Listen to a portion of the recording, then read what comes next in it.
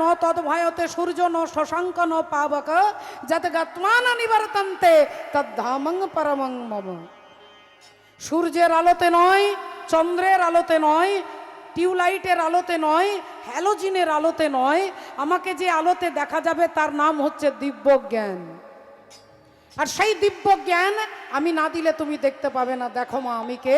আর অমনি গান্ধারী দেবী দেখলেন তার চোখের সামনে দেখে ভগবান কৃষ্ণ দাঁড়াইয়ে আছে, দেখে ভগবান কৃষ্ণ দাঁড়াইয়ে আছে, ভগবান কৃষ্ণ দাঁড়াইয়ে আছে।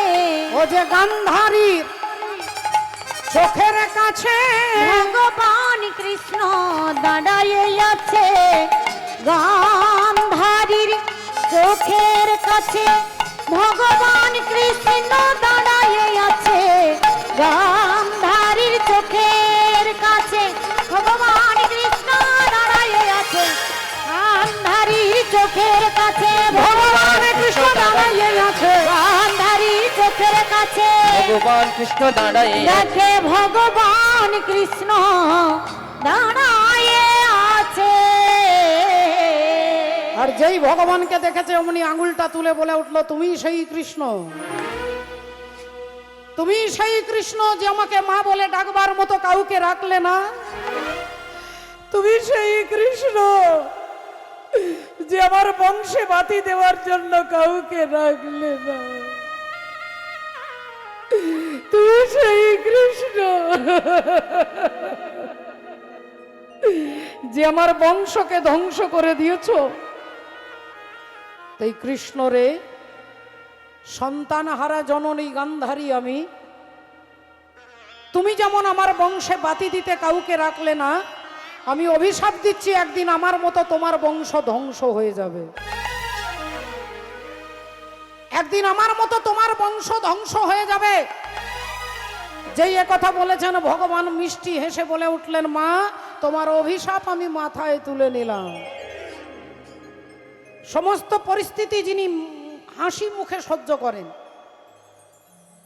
আগামীকাল যিনি রাজা হবেন, অযোধ্যার রাজা, প্যান্ডেল তৈরি হয়ে গেছে, লাইট সব সুন্দর করে সাজানো হয়ে গেছে, গানের দল, নাচের দল, কীর্তনের দল, সমস্ত খাবার আয়োজন সব হয়ে গেছে। কারণ আগামীকাল অযোধ্যার রাজা হবেন রাম।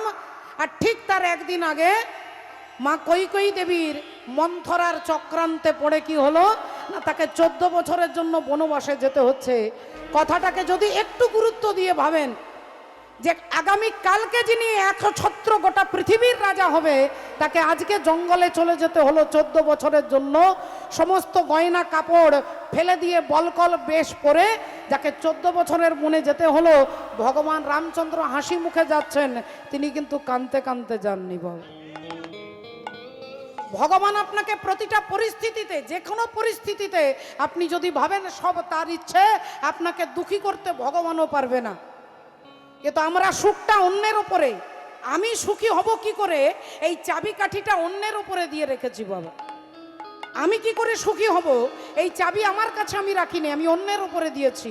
আমি ভেবেছি আমার স্বামী আমাকে সুখ দেবে, আমার সন্তান আমাকে সুখ দেবে, আমার ফ্যামিলি মেম্বার আমাকে সুখ দেবে, আমাকে গ্রামবাসী সুখ দেবে, এতগুলো আমি ভেবে নিয়েছি। আর যখন ভাবনার মতো কাজ হচ্ছে না, এই তখনই এখান থেকে দুঃখ উৎপত্তি হচ্ছে। 5000 বছর আগে ভগবান কৃষ্ণ অর্জুনকে মাঠে দাঁড়িয়ে, কুরুক্ষেত্রের মাঠে দাঁড়িয়ে বলছেন, দুঃখের মূল কারণটা কি না, কর্মণ্যেবাধিকারস্তে মা ফলেষু কদাচন। কর্ম করবে, আশা করবে না, এখান থেকেই দুঃখ উৎপত্তি হবে। গাছ লাগানোর দায়িত্ব তোমার, কিন্তু গাছে ফল ধরবে, আমি খাবো, এই যখনই ফল হবে না তখনই দুঃখ উৎপত্তি হবে। 2 ব্রাহ্মণ একটা বাড়িতে পুজো করতে গিয়ে পুজো শেষ করে তারা নিজের নিজের বাড়ি যাচ্ছে। এদিক থেকে একজন মাস্টার মশাই দেখা হয়ে গেছে। মাস্টার মশাই ব্রাহ্মণদের দেখে সাইকেল থেকে নেমে নমস্কার করে বললেন, কি ব্যাপার, পুজো হয়ে গেল? বলে, হ্যাঁ সরস্বতী পুজো ছিল, হয়ে গেছে। বললেন, তাহলে আপনারা দুজন একই বাড়িতে পুজো করতে গেছেন? বললেন, হ্যাঁ। তা আপনার মুখটা দেখলে মনে হচ্ছে আপনি খুব খুশি, আর ওনার মুখটা দেখলে মনে হচ্ছে উনি খুব দুঃখ পেয়েছেন। আপনারা একই বাড়িতে পুজো করতে গেছেন? বলে, হ্যাঁ। একই খাবার খেয়েছেন? হ্যাঁ। একই বিছানায় শুয়েছেন, হ্যাঁ একই মিষ্টি খেয়েছেন, বলে, হ্যাঁ আপনাকে গামছাটা ভালো কোয়ালিটির দিয়েছে আর ওনাকে মনে হয় মশারির মতো দিয়েছে। বললেন না, আমাদের দুজনকে একই কোয়ালিটির গামছা দিয়েছে। তাহলে মনে হয় পুজোর দক্ষিণা আপনাকে 200 বেশি দিয়েছে, ওনাকে কম দিয়েছে। বললেন না, ওনাকেও 1001 টাকা দিয়েছে, আমাকে 1001 টাকা দিয়েছে। বললেন একই বাড়িতে গেছেন, একই পুজো করেছেন, একই খাবার খেয়েছেন, একই দক্ষিণা পেয়েছেন, তাহলে আপনার মুখে এত আনন্দ, ওনার মুখে এত দুঃখ কেন? বলে আমরা যখন পুজো করতে যাচ্ছিলাম তখন উনি বলছিল জমিদার বাড়িতে পুজো হবে, দেখবি 2000 টাকা দক্ষিণা দেবে। উনি ভেবেছিলেন 2000 টাকা দেবে, দিয়েছে 1000 টাকা। আর আমি ভেবেছিলাম 500 টাকা দেবে, দিয়েছে 1000 টাকা। আমি ভেবেছি 500 দেবে, কিন্তু দিয়েছে 1000, তাই আমার এত আনন্দ। আর উনি ভেবেছিলেন 2000 দেবে, দিয়েছে 1000, তাই ওনার এত দুঃখ। তাহলে জমিদার বাবু কি তাকে দুঃখটা দিল? বাবা, দুঃখটা তো আমি ভেবে নিয়েছি যে আমার ছেলে আমাকে দেখবে, আমার নাতি আমার বংশে বাতি দেবে, আমার জামাই আমার কথা শুনবে, আমার আত্মীয় পরিজন আমার সেবা করবে, এতগুলো আমি ভেবে নিয়েছি। আর যখন ভাবনা অনুযায়ী কাজ হচ্ছে না, এই তখনই গালে হাত দিয়ে বসছি, কি দুঃখ, কি দুঃখ, কি দুঃখ। আমি সখা তো সলিলে ডুবে মরি শ্যামা, দোষ করো নয় গো মা। আমি সখাত সলিলে, আমি নিজের খোঁড়া গর্তে নিজে ডুবে মরছি। আমার ধর্ম হলো কোদণ্ড স্বরূপ,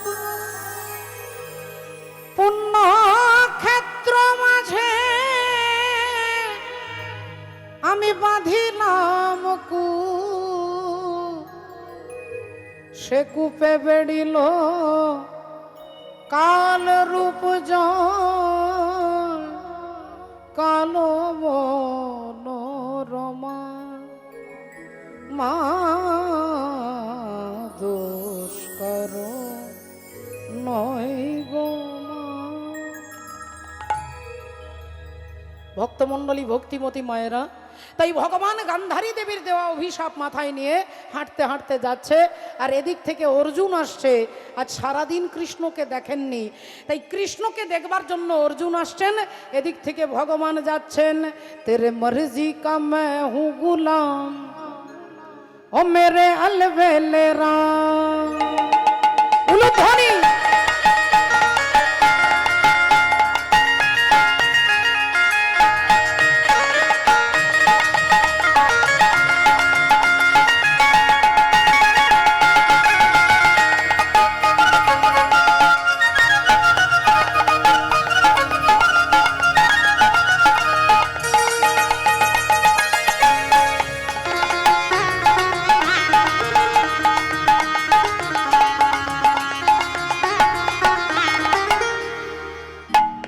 मर्जी का, ओ तेरे मर्जी का मैं हूँ गुलाम, ओ मेरे अलबेले राम। तेरे मर्जी का मैं हूँ गुलाम, मेरे अलबेले राम। तेरे मर्जी का मैं हूँ गुलाम, मेरे अलबेले राम। अलबेले राम मेरे अलबेले राम, अलबेले राम मेरे अलबेले राम। अलबेले राम मेरे अलबेले राम। अलबेले राम मेरे अलबेले राम। मर्जी का मैं हूँ गुलाम, ओ मेरे अलबेले राम। तेरे मर्जी का मैं हूँ गुलाम, मेरे अलबेले राम।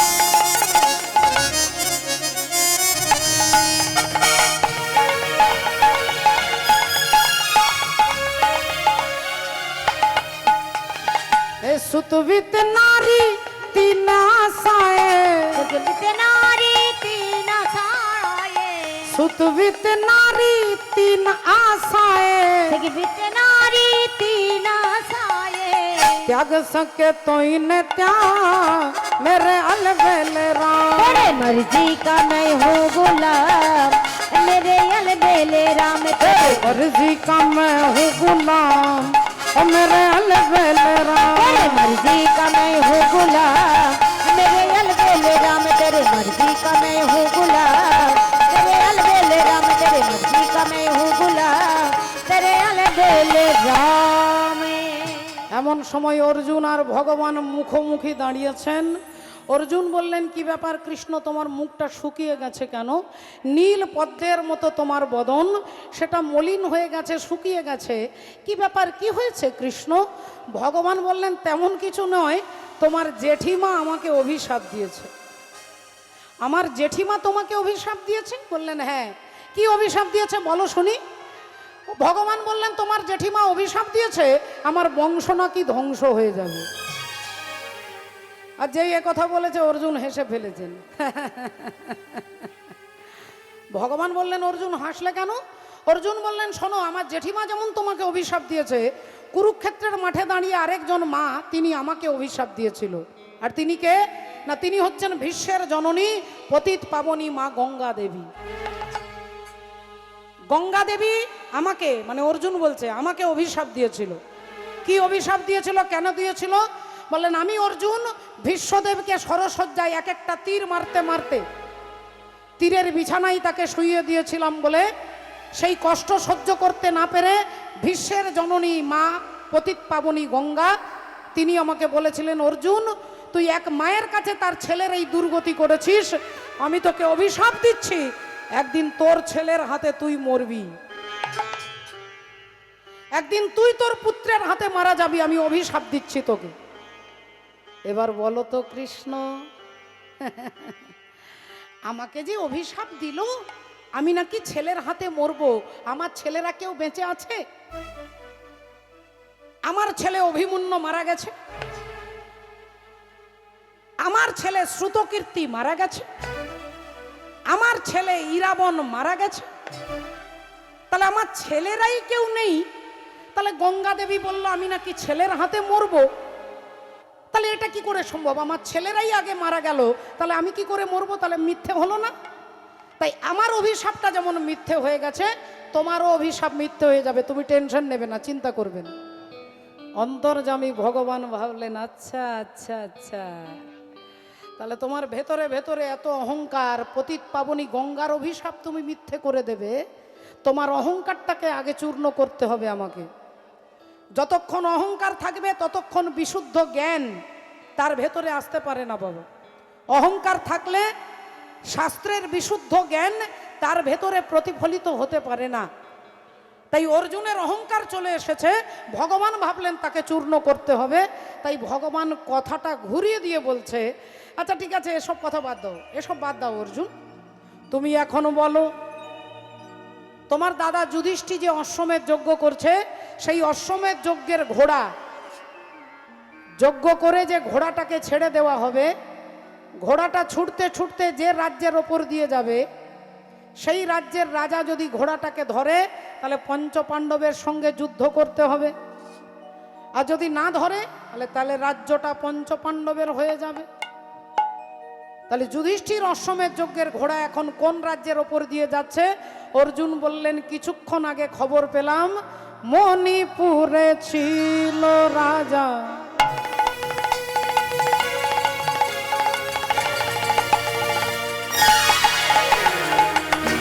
মণিপুরে ছিল রাজা,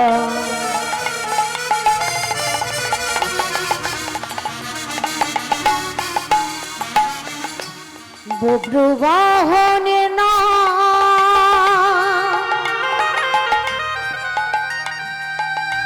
বব্রুবাহনের নাম, বব্রুবাহনের নাম, মণিপুরে ছিল রাজা, বব্রুবাহনের নাম, বব্রুবাহনের নাম, বব্রুবাহনের নাম। যুধিষ্ঠির অশ্বমেধ যজ্ঞের ঘোড়া মণিপুর রাজ্যের ওপর দিয়ে যাচ্ছে, আর মণিপুর রাজ্যের রাজার নাম হচ্ছে বব্রুবাহন। মণিপুরে ছিল রাজা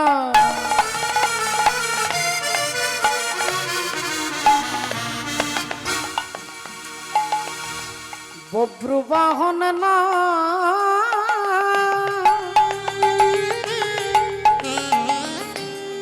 বব্রুবাহন না,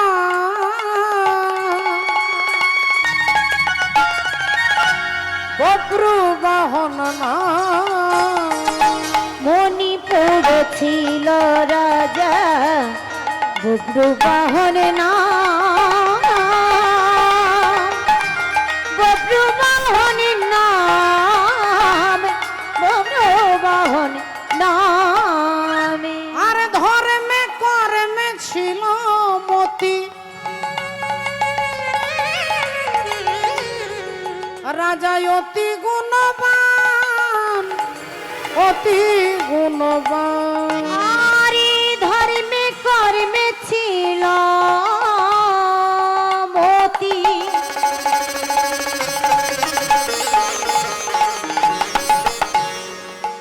রাজা অতি গুণবান, অতি গুণবান। হে মণিপুরে ছিল রাজা বব্রুবাহন নাম, বব্রুবাহন নামে, বব্রুবাহন নামে। মণিপুরে ছিল রাজা বব্রুবাহন নাম, বব্রুবাহন নাম, বব্রুবাহন নামে। মণিপুর রাজ্যের রাজা বব্রুবাহন, আর সেই বব্রুবাহনের রাজ্যের ওপর দিয়ে যুধিষ্ঠির অশ্বমেধ যজ্ঞের ঘোড়া যাচ্ছে। আর অমনি রাজামশাই ঘোড়াটাকে ধরেছে, আর ঘোড়াটা ধরতেই দেখতে পেলেন কপালে লেখা আছে যিনি সতীর পুত্র হবে তিনি ঘোড়াটাকে ধরবে, আর অসতীর পুত্র হলে ঘোড়াটাকে ধরেও ছেড়ে দেবে। সতীর পুত্র হলে ঘোড়াটাকে ধরবে, অসতীর পুত্র হলে ভয়ে ছেড়ে দেবে। রাজা বব্রুবাহন ঘোড়াটাকে ধরে তার মাকে দেখাতে নিয়ে আসছেন। মায়ের নাম কি না, মায়ের নাম দেবী চিত্রাঙ্গদা, দেবী চিত্রাঙ্গদা। আর বাবার নাম কি না, বাবার নাম হচ্ছে তৃতীয় পাণ্ডব অর্জুন। কিন্তু অবাক হয়ে যাবেন, ছেলে জানে না যে তার বাবা অর্জুন, আর অর্জুন জানে না যে আমার একটা ছেলে আছে। ছেলে জানে না যে আমার বাবা আছে, আর বাবা জানে না যে আমার একটা ছেলে আছে। তাহলে সেই বব্রুবাহন তার মায়ের কাছে নিয়ে আসছে, মা চিত্রাঙ্গদা, বাবা অর্জুন। আপনারা বলবেন একটা ছেলে তার বাবাকে জানবে না, একটা বাবা ছেলেকে জানবে না, এ আবার কিরকম কথা, উদ্ভট কথা। বললেন বাবা এর একটা কারণ আছে, কারণটা জানতে গেলে একটু আগে থেকে যেতে হবে।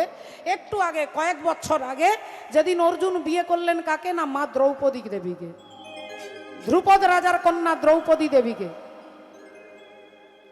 ধ্রুপদ রাজা যেমন তেমন ছেলের সঙ্গে বিয়ে দেবে না।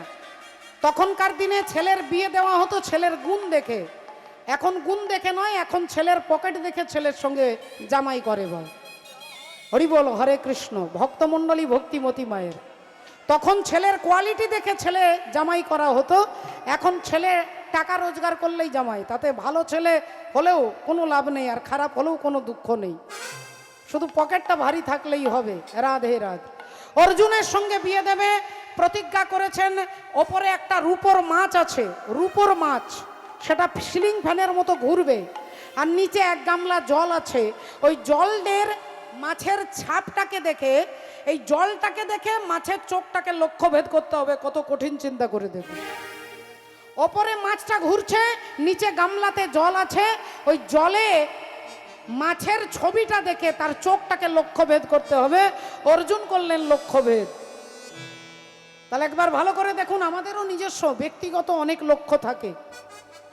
শিশুর নেহারি লক্ষ্য মাতৃস্তনপানে, মাতালের স্থির লক্ষ্য মদিরা সন্ধানে, সতী খুঁজে পুঁজিবারে পতিরচরণ, কুলোটার লক্ষ্য হরে কিসে পরমন, বাঁদরের লক্ষ্য শুধু ফলের বাগান, শুকুনির লক্ষ্য দূর ভাগাড়ের সন্ধান, শৃগালের লক্ষ্য মৃতদেহ লয়ে টানাটানি, আর নিন্দুকের লক্ষ্য শুধু পরনিন্দা গ্লানি, জ্ঞানীর লক্ষ্য শুধু তর্ক উপার্জন, আর ভক্তের লক্ষ্য শুধু শ্রীহরির চরণ।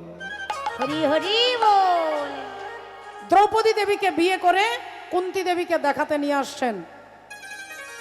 মা কুন্তী দেবী পিছন ফিরে মশলা বাটছেন বাবা, শিল নোড়াতে মশলা বাটছেন।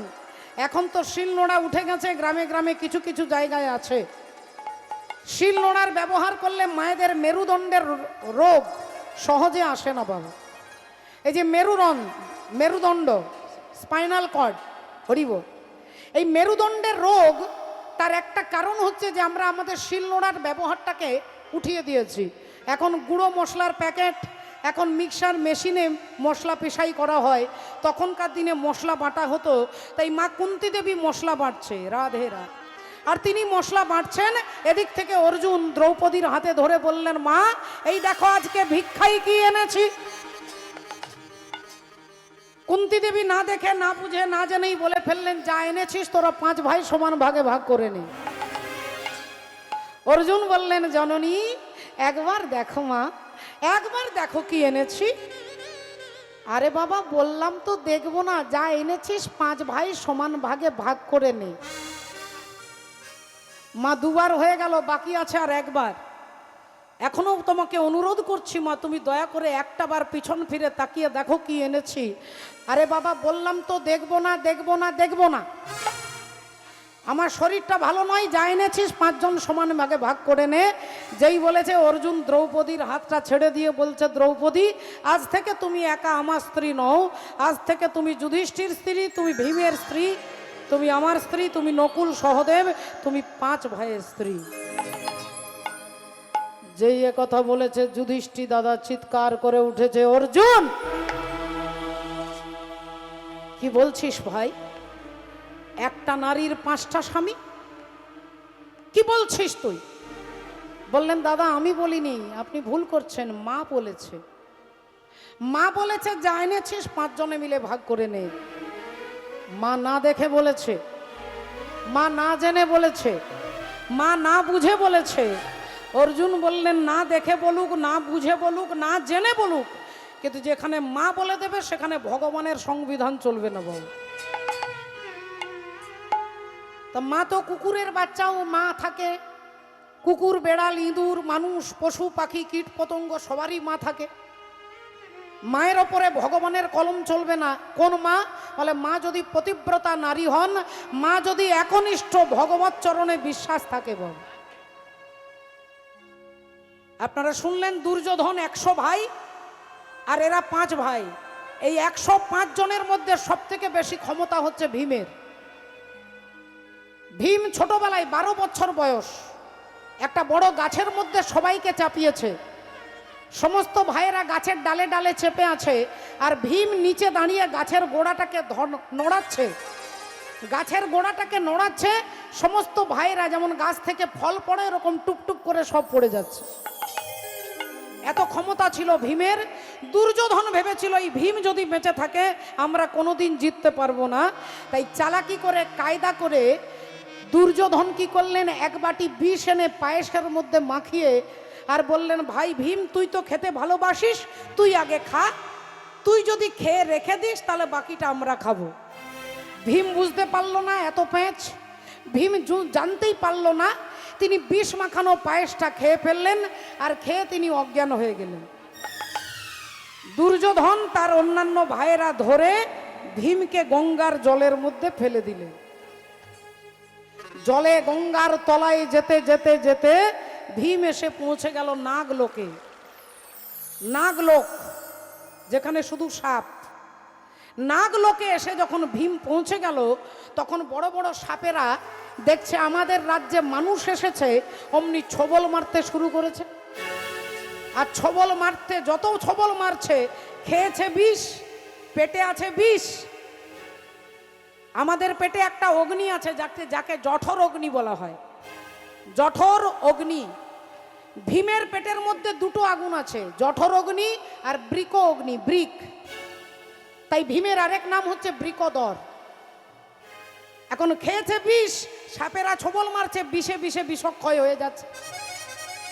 আর বিষ যখন ক্ষয় হয়ে গেছে তখন ভীম উঠে বসেছে আর দেখছে এতগুলো সাপ আমাকে ছবল মারছে, এক একটা সাপের মুন্ড ধরছে আর ধরে ছিঁড়ে ছিঁড়ে ফেলছে। এক একটা মুন্ড ধরছে আর ছিঁড়ে ফেলছে। সাপ যখন মারা যাচ্ছে তখন ভয়ে সব সাপেদের রাজার কাছে গেছে। রাজার নাম হচ্ছে বাসুকি। বাসুকি নাগকে গিয়ে বলছেন, মহারাজ, যে ছেলেটা এসেছে সে কয়েক হাজার সাপকে মেরে ফেলেছে। বাসুকি নাগ বললেন, তাহলে চলো দেখা যাক কি ব্যাপারটা। এসে দেখছে একটা বাচ্চা ছেলে। বললেন, কে তুমি? না, আমি কুন্তির পুত্র দ্বিতীয় পাণ্ডব ভীম। বললেন, আচ্ছা, তাহলে তুমি কুন্তি ভোজের নাতি। তা কুন্তি ভোজের নাতি যখন তুমি, তাহলে কুন্তি ভোজ আমার ছোটবেলাকার বন্ধু। তাহলে আমার বন্ধুর নাতি মানে তুমি আমারও নাতি। তাহলে তুমি ভাই এক কাজ করো, তুমি এদেরকে মেরো না, আমি তোমাকে অমৃত খাইয়ে দিচ্ছি। আর এই অমৃতটা পান করলে তোমার 1000টা হাতির ক্ষমতা তোমার ভেতরে আসবে। 1000 হাতির ক্ষমতা আসবে। না, আমি আমার মায়ের কাছে যাব, অনেক দিন হয়ে গেল এইখানে আছি। বললেন, তুমি এই অমৃতটা পান করে তুমি এখানে ঘুমো, তোমার যখন ঘুম ভাঙবে তখন দেখবে তুমি তোমার মায়ের কাছে পৌঁছে গেছো। অমৃত পান করে ভীম ঘুমোলেন। আর ঘুম থেকে যখন উঠছে তখন দেখছে কি না, দেখে কুন্তির কোলে শুয়ে আছে। কুন্তির কোলে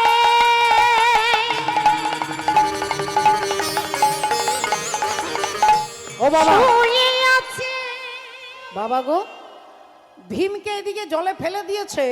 বিদুরের লোকজন দেখতে পেয়ে কুন্তি দেবীকে বলছে যে, কুন্তি, তুমি এক কাজ করো, তুমি মা এদেরকে নিয়ে, এদেরকে 4 ছেলেকে নিয়ে পালাও।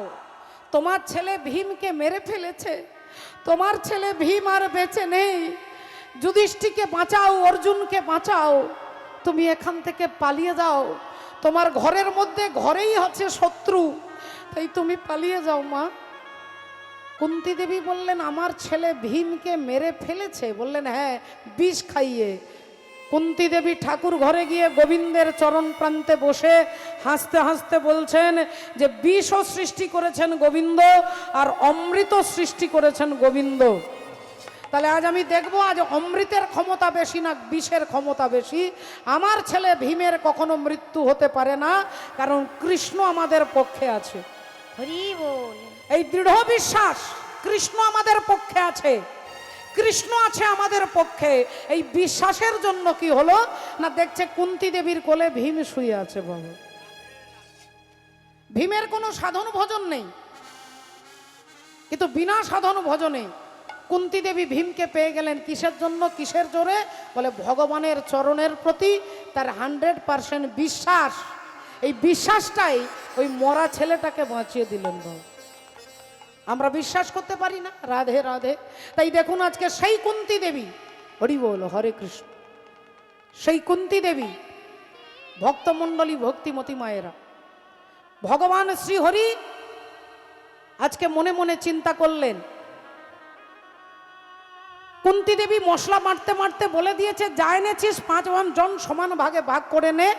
আর অমনি অর্জুন বললেন, তাহলে দ্রৌপদী 5 জনের স্ত্রী। যুধিষ্ঠির দাদা বললেন, এটা হতে পারে না। এবার 2 ভাইয়ের মধ্যে মতবিরোধ, এ বলছে 5 জনের স্ত্রী, এ বলছে হতে পারে না। এখন দুজনের মতবিরোধটাকে কে গন্ডগোলটা থামাবে? অন্তর্যামী শ্রী গোবিন্দ অন্তরে জানিয়া, অন্তরে জামি শ্রী গোবিন্দ অন্তরে জানিয়া, অন্তর্যামী শ্রী গোবিন্দ অন্তরে জানিয়া। যুধিষ্ঠির সম্মুখেতে দাঁড়ালো আসিয়া, যুধিষ্ঠির সম্মুখেতে দাঁড়ালো আসিয়া, যুধিষ্ঠির সম্মুখেতে দাঁড়ালো আসিয়া। যুধিষ্ঠির সামনে ভগবান দাঁড়ালেন। বললেন, কি ব্যাপার, 2 ভাইয়ের মধ্যে তর্ক কেন? অর্জুন বলছে, দেখো না কৃষ্ণ, মা বলেছে যা এনেছিস 5 জনে মিলে ভাগ করে নে, তাই আমি বলেছি দ্রৌপদী আমাদের 5 জনের স্ত্রী। আর যুধিষ্ঠির দাদা এটা মানতে চাইছে না।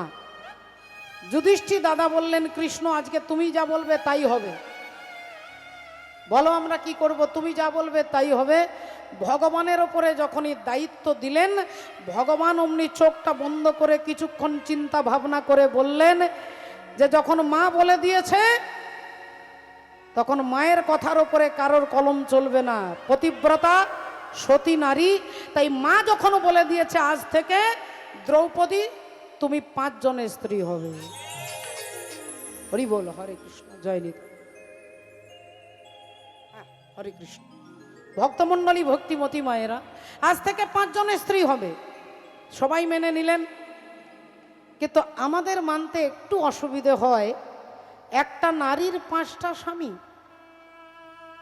আজকের সমাজ প্রশ্ন করে, ছাত্র ছাত্রী শিক্ষিত সমাজ প্রশ্ন করে, একটা নারীর 5টা স্বামী।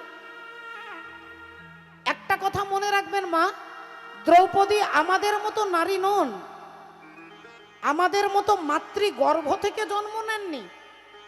মহাভারত খুলে দেখুন, দ্রৌপদীর জন্ম হয়েছে আগুন থেকে, অগ্নি থেকে। দ্রৌপদীর বাবা হচ্ছে ধ্রুপদ রাজা, আর ধ্রুপদ রাজা যজ্ঞ করছে, যজ্ঞের অগ্নি থেকে দ্রৌপদীর সৃষ্টি হয়েছে। তাই দ্রৌপদীর আরেক নাম হচ্ছে যাজ্ঞসেনী, যজ্ঞ থেকে উৎপন্না। তাহলে আমাদের মতো সাধারণ নারী এটা ভাববেন না। 2 নম্বর কথা হচ্ছে 5টা স্বামী। ওই 5টা স্বামী আপনারও আছে, আপনারও আছে, আপনারও আছে, আমারও আছে। সেই 5টা স্বামীকে এক হচ্ছে ক্ষিতি, অপ, তেজ, মরুত, বোম। ক্ষিতি হচ্ছে যুধিষ্ঠির, অপ হচ্ছে অর্জুন, মরুত হচ্ছে ভীম, তেজ হচ্ছে নকুল, আর বোম হচ্ছে সহদেব। এই ক্ষিতি, অপ, তেজ, মরুত, বোম, এই পঞ্চভৌতিক, এই 5টা ভূত দিয়ে আমাদের দেহটা তৈরি হয়েছে। 5টা তত্ত্ব দিয়ে আমাদের দেহ তৈরি হয়েছে। রাধে রাধে। ভক্তমণ্ডলী, ভক্তিমতী মায়েরা, তাহলে এই দেহটাকে আমরা বলি না চৈতালি? আমি বলি না এটা আমি আমি আমি? তাহলে পঞ্চভৌতিক দেহ, এটা তো আপনারও আছে, আপনারও আছে, আমারও আছে। তাই সেই অর্থে 5টা স্বামীর কথা বলছে। এই জড় জগতের বিচার শাস্ত্রের সঙ্গে বিচার করলে চলবে না বাবু। মাননীয় ভক্তমণ্ডলী, ভক্তিমতী মায়েরা, এই কারণে তত্ত্বদর্শী মহাজন এক পাশে দাঁড়িয়ে বলছে, ও তারে বেদ পুরাণের ঋষিগণে, ও দেখো ভব নদী বলেছে, ডায়মন্ড হারবার থানার নিচে যে নদী আছে। আছে ডায়মন্ড হারবার হচ্ছে 24 পরগনা, আপনারা খুব ভালো করে জানেন।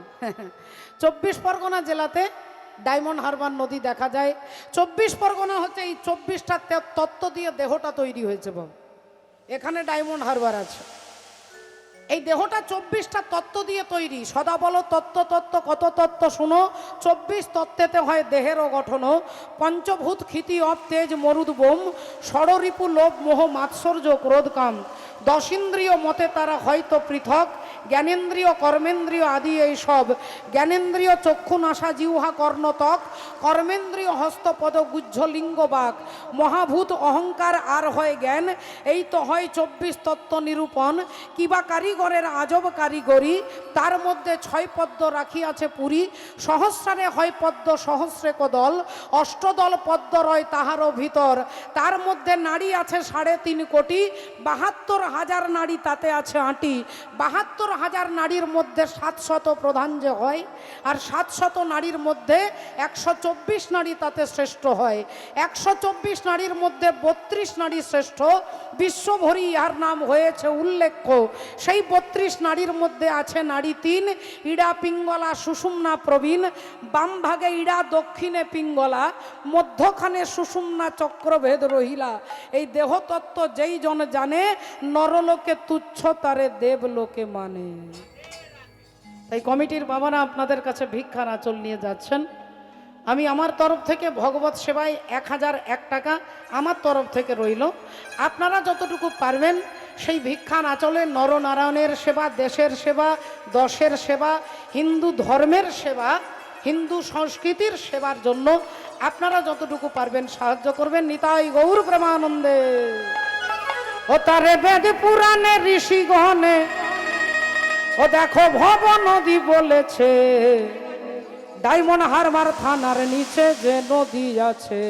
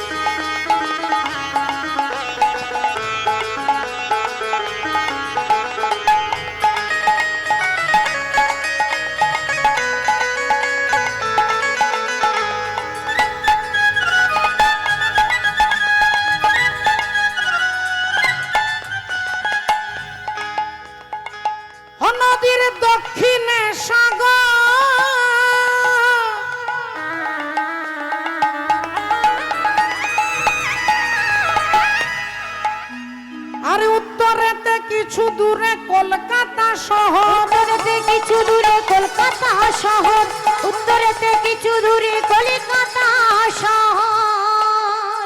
হ্যাঁ, ও নদীর দক্ষিণে সাগর, সাগরদ্বীপ। আরে উত্তরেতে কিছু দূরে কলকাতা শহর, উত্তরেতে কিছু দূরে কলকাতা শহর, উত্তরে কিছু দূরে কলকাতা শহর। ও নদীর পশ্চিমেতে মেদিনীপুর, ও নদীর পশ্চিমেতে মেদিনীপুর। বলো কে বা কোথায় দেখেছে? আহা ডায়মন্ড হারবার থানার নিচে যে নদী আছে, ডায়মন্ড হারবার থানার নিচে যে নদী আছে। ও নদী হুগলি নদী কয়,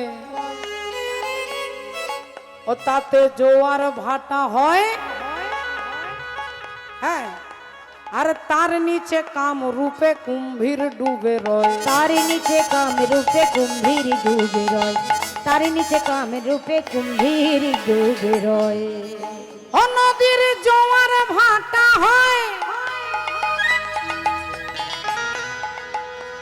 তারে হুগলি নদী কয়।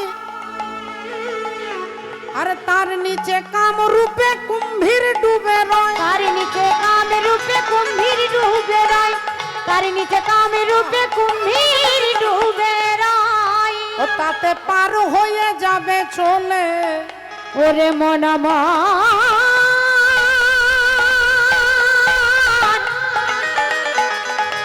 ও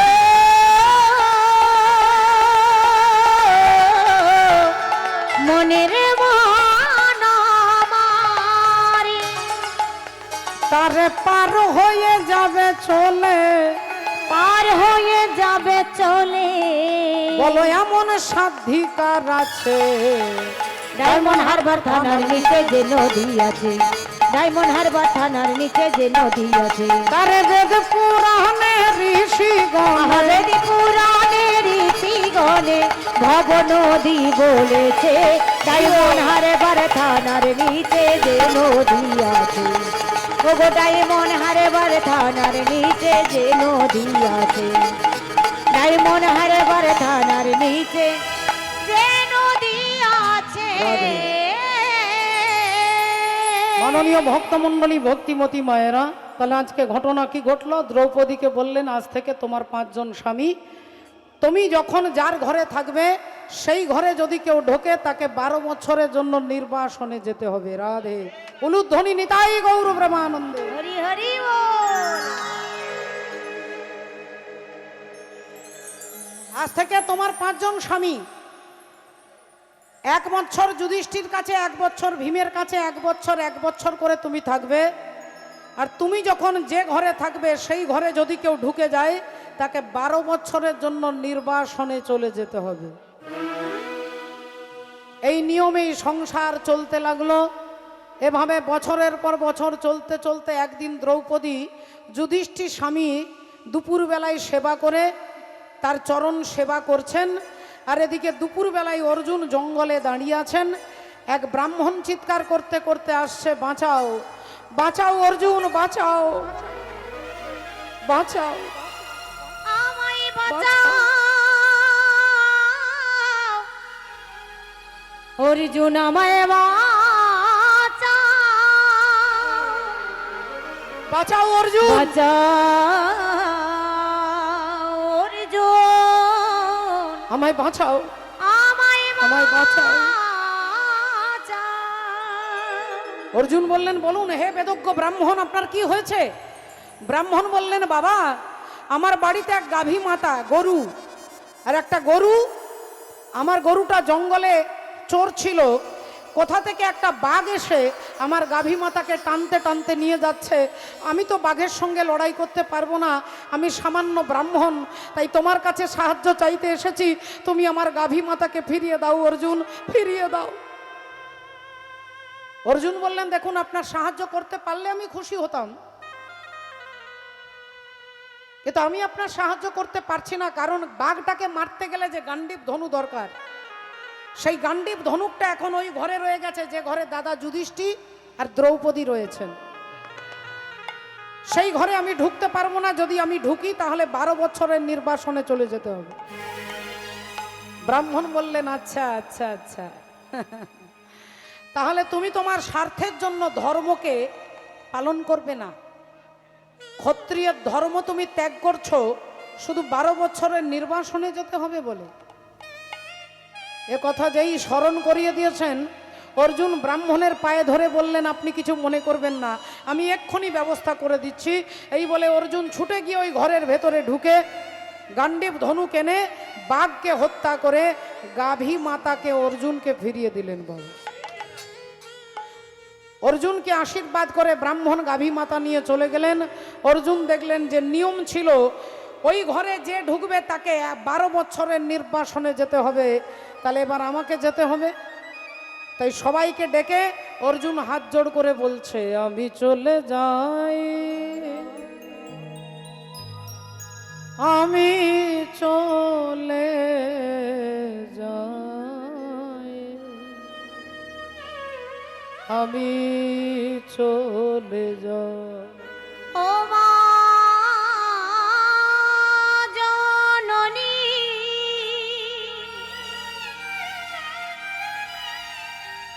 জনম ভবে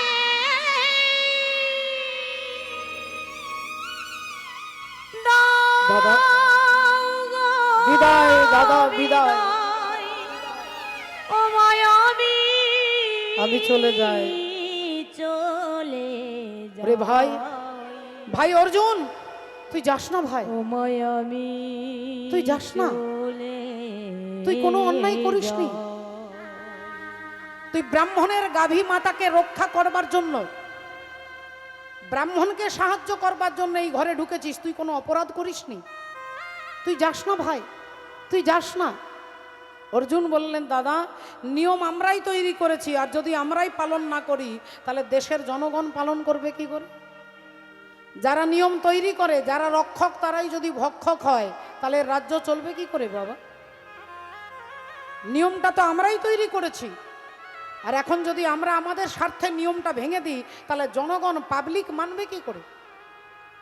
তাই দাদা 12 বছর পরে তোমার সঙ্গে আমার দেখা হবে।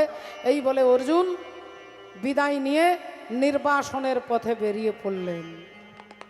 নির্বাসনের পথে বেরিয়ে পড়লেন। ভক্তমণ্ডলী, ভক্তিমতী মায়েরা দেখুন, তাহলে ধর্ম যা আপনাকে ধারণ করে আছে, যা আমাকে ধারণ করে আছে, আমাকে হরি বল রাধে ধারণ করে আছে, তাকে যদি ধর্ম বলে, ভগবান বলছেন সর্বধর্ম পরিত্যাজ্যং মামেকং শরণং ব্রজ। আগে আমাকে ধরো, বলি আগে ধরো মোরে পরে ধরো মোরে, আগে ধরি মোরে পরে ধরে মোরে, আগে ধরি মোরে পরে ধরে মোরে, আগে ধরো মোরে পরে ধরো মোরে, আগে ধরে মোরে পরে ধরে মোরে, আগে ধরো মোরে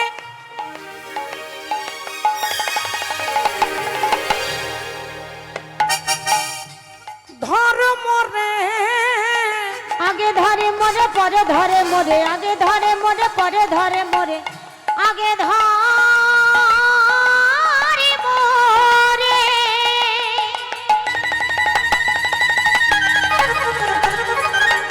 পরে ধরে মোরে, আগে ধরে মোরে পরে ধরে মোরে, ধরে মোরে পরে ধরে মোরে, আগে ধর মোরে, ধর মোরে, ধর মোরে, আগে আমাকে ধরো, আমাকে আগে ধরো। সর্বধর্ম পরিত্যাজ্যং মামেকং শরণং ব্রজ, অহং ত্বং সর্ব পাপেভ্যো মোক্ষে স্বামী মাসুচ। তাই অর্জুন সেই ধর্ম পালন করবার জন্য এগিয়ে যাচ্ছেন। আজ চলিতে চলিতে পথে,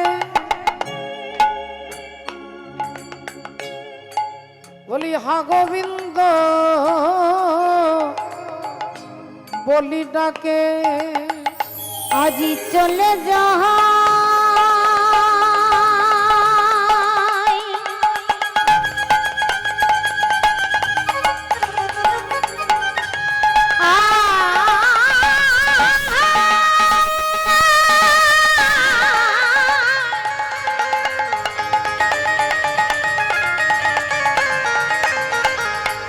চলে যাই।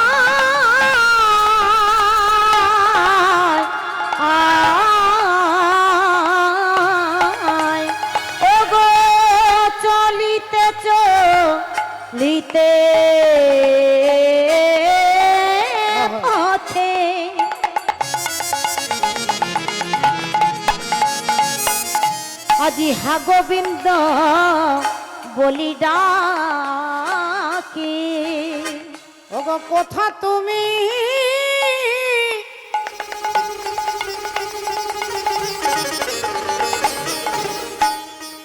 দিনের দয়াল হরি হে,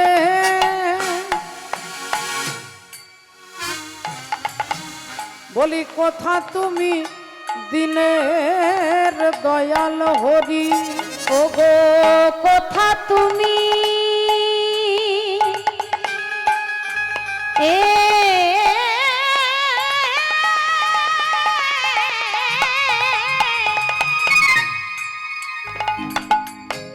দিনের দয়াল হরি হে, কোথা তুমি দিনের দয়াল হরি।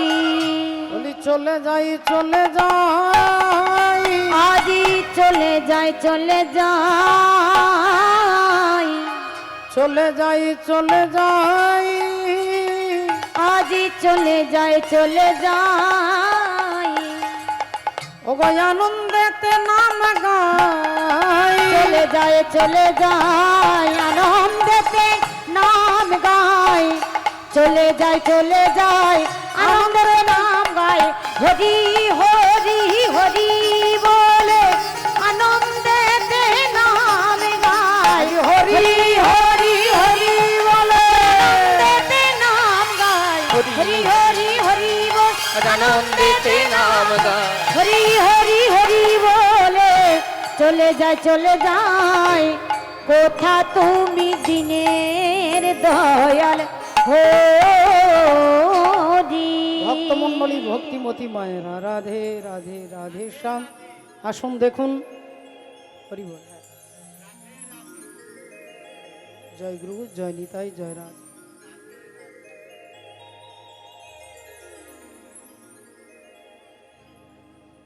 মাননীয় ভক্তমণ্ডলী ভক্তিমতী মায়েরা, অর্জুন হাঁটতে হাঁটতে চলে যাচ্ছেন। একদিন দুদিন, 1 বছর 2 বছর 5 বছর অতিক্রম হতে লাগলো। দেখতে দেখতে অর্জুনের চেহারা, অর্জুনের রং ঢং সব পাল্টে গেল।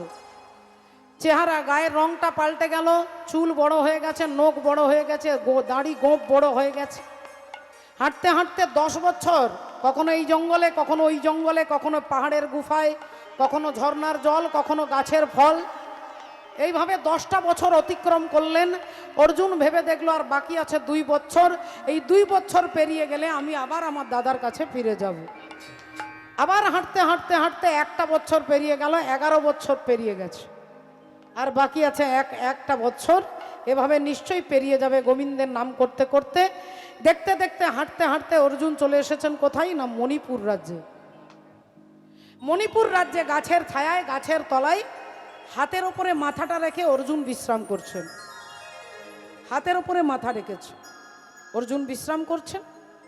আর সেই মণিপুর রাজ্যের রাজা, সেই সময় রাজা ছিলেন রাজা চিত্রভানু। চিত্রভানু রাজার একমাত্র কন্যা, যার নাম হচ্ছে চিত্রাঙ্গদা। দেবী চিত্রাঙ্গদা রাজকুমারী, কিন্তু তিনি রাজকুমারী হয়েও রাজকুমারের পোশাক পরে, ধুতি পাঞ্জাবি পরে, লম্বা লম্বা চুলগুলোকে খোঁপা বেঁধে, মাথায় মুকুট দিয়ে, পিঠের মধ্যে নিয়েছেন তীর ধনুক, হাত কোমরে তলোয়ার, ঘোড়ার পিঠে চেপে তিনি রাজ্য দর্শন করতে যাচ্ছে। ঘোড়া টকবক টকবক টকবক করে ছুটতে ছুটতে একটা জায়গায় এসে দাঁড়িয়ে গেছে। দেখছেন একজন ভদ্রলোক গাছের ছায়াতে শুয়ে আছে, আর তাকে দেখে ঘোড়াটা ভয়ে দাঁড়িয়ে গেছে। দেবী চিত্রাঙ্গদা অমনি বলে উঠলেন, এই যে কে ঘুমিয়েছেন, উঠুন উঠুন উঠুন, রাস্তা ছাড়ুন, আমি এদিকে যাব। অর্জুন ঘুমিয়েছিলেন, তাই ঘুম ভেঙে দেখলেন, আরে কি সুন্দর একটা বাচ্চা ছেলে, রাজপুত্র। ছেলেটা কি সুন্দর দেখতে গো, দেখলেই প্রাণটা জুড়িয়ে যায়। আহা। তা বললেন, আপনি এদিকে যাবেন? হ্যাঁ, উঠুন, রাস্তা ছাড়ুন। অর্জুন বললেন, দেখুন আমার বাঁ দিকেও জায়গা আছে, ডান দিকেও জায়গা আছে, আপনি ডান দিক দিয়ে ঘুরে যান, নইলে বাঁ দিক দিয়ে যান। দেবী চিত্রাঙ্গদা বললেন, আমি সোজা যাব, আমি ডান দিকেও ঘুরবো না, বাঁ দিকেও ঘুরবো না, আপনি উঠুন। অর্জুন বললেন, যদি আপনাকে সোজা যেতে হয় তাহলে আমাকে ডিঙে যান, লাফিয়ে যান, আমাকে লাফিয়ে যান। চিত্রাঙ্গদা বললেন, আপনি কি শাস্ত্রের ধারে কাছে যাননি? কাউকে ডিঙে যেতে নাই, এটা জানা নেই আপনার? পশু পাখি কীট পতঙ্গ কোনো প্রাণী কুকুর বেড়াল ছাগল ইত্যাদি ইত্যাদি যদি রাস্তায় শুয়ে থাকে আপনি তাকে ডিঙে যেতে পারেন না বাবা। যদি ডিঙে যান কি হবে, তাহলে আপনার জীবনের পুণ্য ক্ষয় হয়ে যাবে, পুণ্য ক্ষয় হয়ে যাবে। আপনাকে হয় তাকে সরিয়ে যেতে হবে, নইলে পাশ কেটে যেতে হবে। আপনি যদি তাকে ডিঙে চলে যান আপনার জীবনের পুণ্য ক্ষয় হয়ে যাবে। তাই চিত্রাঙ্গদা দেবী বললেন আমি তো আপনাকে ডিঙে যেতে পারবো না, এটা শাস্ত্রের নিষেধ, আপনি উঠুন। আর যদি না ওঠেন তাহলে বাধ্যতামূলকভাবে আমি আপনাকে টেনে রাস্তা থেকে ছুঁড়ে ফেলে দেব। অর্জুন বললেন আপনি আমাকে রাস্তা থেকে ছুঁড়ে ফেলে দেবেন? হ্যাঁ, আপনি কি ভেবেছেন আমার ক্ষমতা নেই, আমাকে বাচ্চা ছেলে ভেবেছেন? অর্জুন বললেন না, ঠিক আছে তাহলে আপনার ক্ষমতাটা একটু দেখান, আপনি আমাকে ছুঁড়ে ফেলে দিন। অর্জুন হাতটা বাড়িয়েছে, দেবী চিত্রাঙ্গদা হাতটা ধরে অর্জুনকে টান দিচ্ছেন।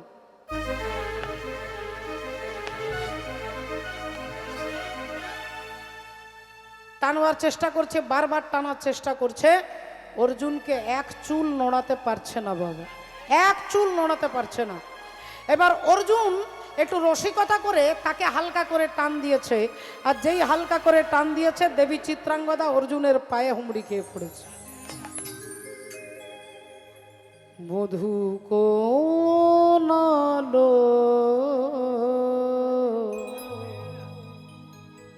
লাগলো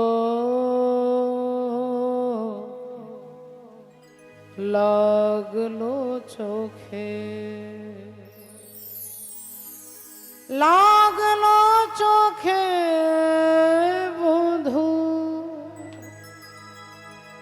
কোনালো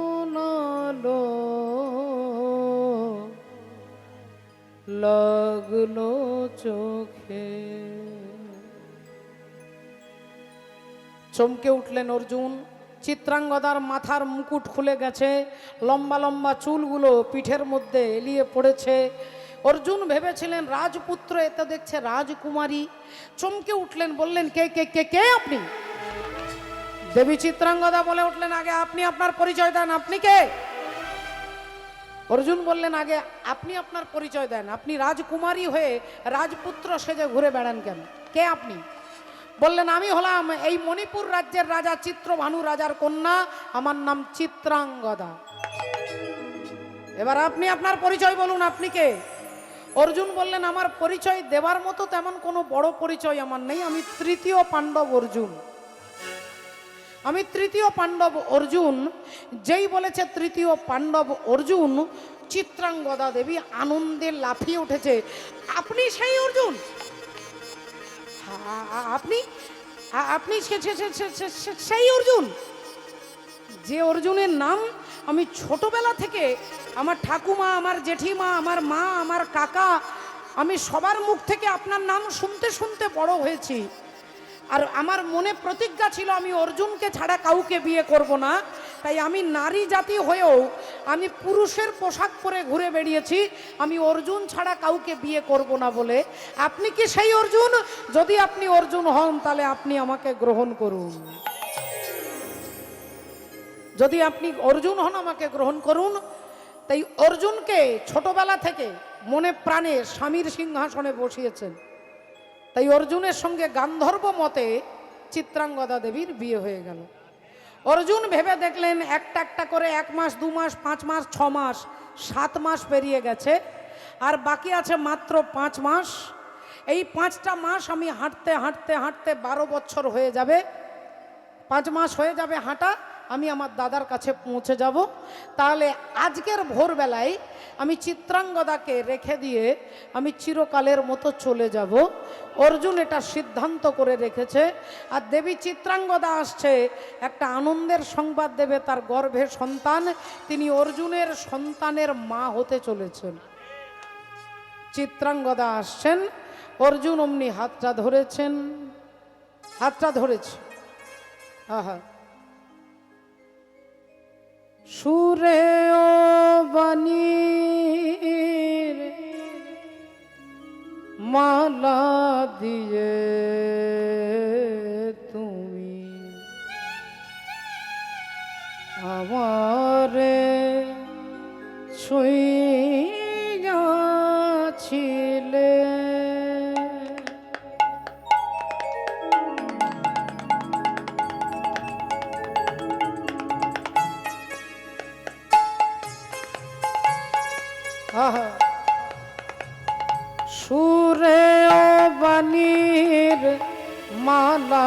দিয়ে তুমি আমারে ছুঁইয়া ছিলে অনুরাগ কুম কুম দিলে দেহে মনে বুকে প্রেম কেন নাহি দিলে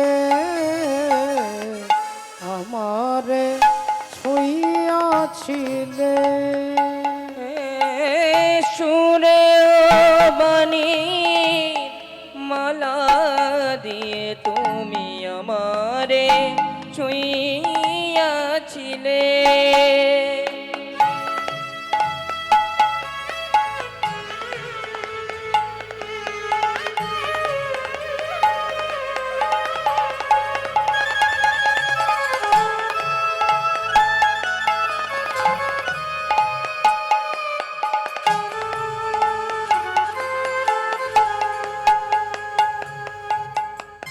বাঁশি বাজাইয়া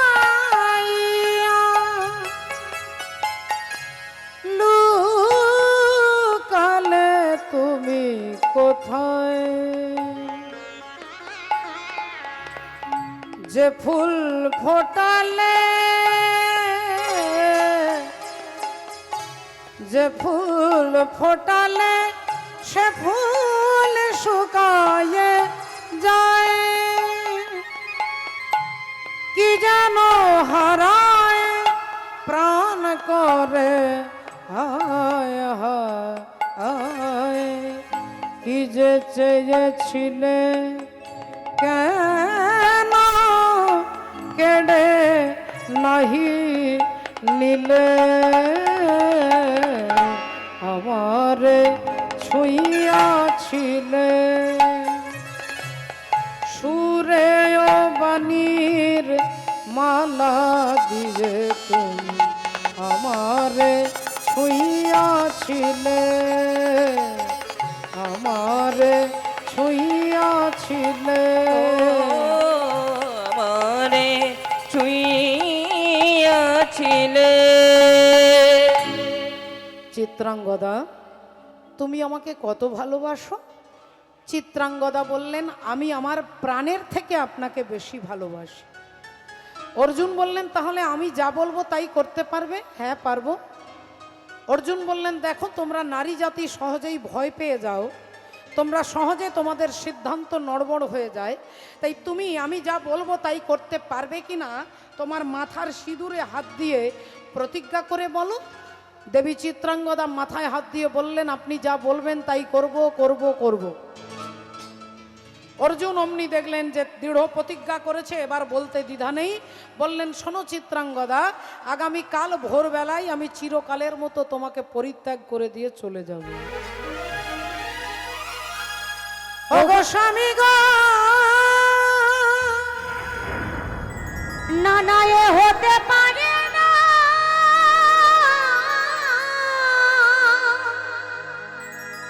না না এ হতে পারে না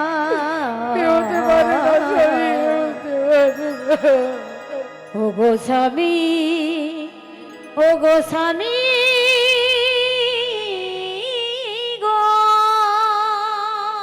অর্জুন বললেন চিত্রাঙ্গদা তোমার মাথার সিঁদুরে হাত দিয়ে কথা দিয়েছ কথা রাখতে না পারলে তোমাকে বিধবা হতে হবে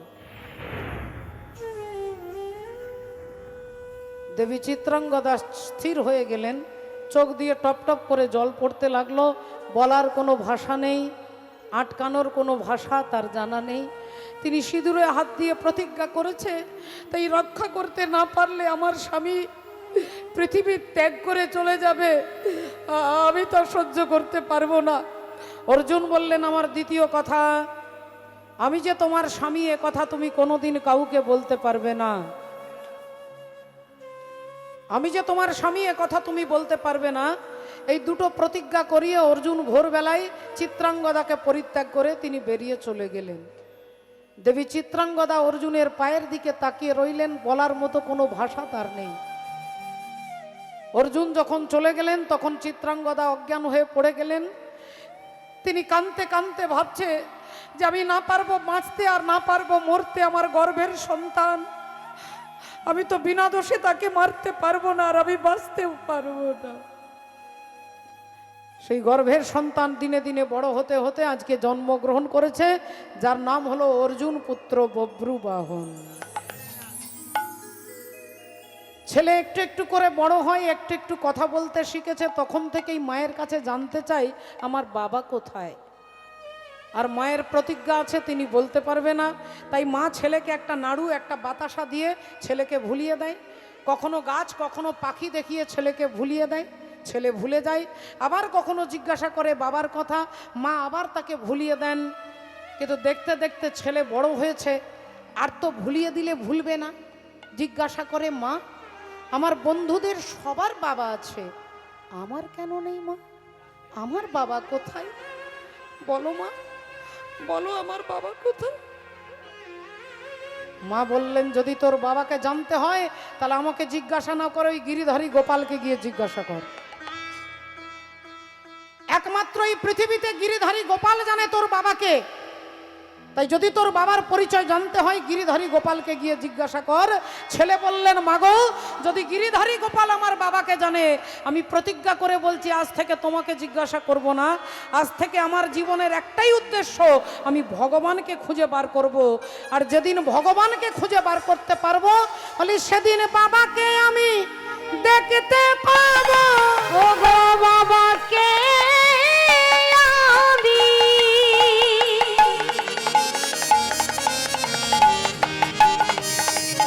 দেখতে পাবো, বাবাকে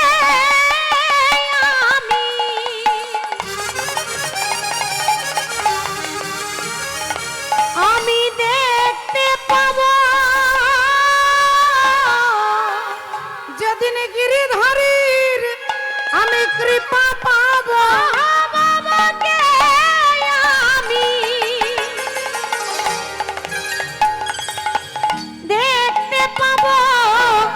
গিরিধারী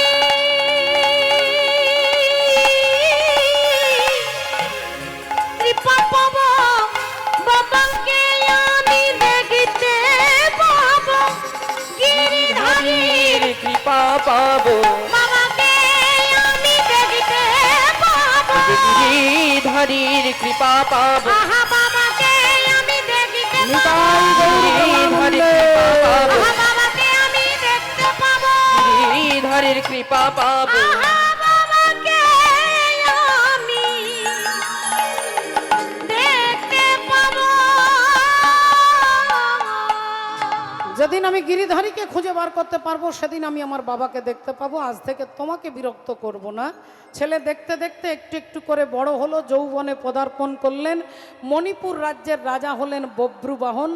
আর সেই বব্রুবাহন তিনি রাজা হয়েছেন। আর তার রাজ্যের ওপর দিয়ে যুধিষ্ঠির অশ্বমেধ যজ্ঞের ঘোড়া যাচ্ছিল, সেই ঘোড়াটাকে ধরে আজকে মা চিত্রাঙ্গদা দেবীকে দেখানোর জন্য ডাকছেন। ছেলে আনন্দে চিৎকার করছে মা দেখো কি ধরেছি। ও মা! চিত্রাঙ্গদা দেবী ছুটে বেরিয়ে এসে দেখলেন আরে অশ্বমেধ যজ্ঞের ঘোড়া ধরেছিস, বা বা বা বা খুব ভালো করেছিস রে বাবা, খুব ভালো করেছিস। তুই আমার বীর পুত্র, তুই মহান, তাই এত বড় কাজটা তুই করতে পেরেছিস। অশ্বমেধ যজ্ঞের ঘোড়া ধরেছিস। তা হ্যাঁ রে বাবা, যজ্ঞের ঘোড়া তো ধরেছিস, কিন্তু যজ্ঞটা করছে কারা সেটা কি জানিস? ছেলে বলল না মা, যজ্ঞ কারা করছে জানি না, তবে তাদের নামের একটা লিস্ট এই ঘোড়ার গলায় একটা সুতো দিয়ে বাঁধা আছে। তা দেখতো বাবা কারা যজ্ঞ করছে।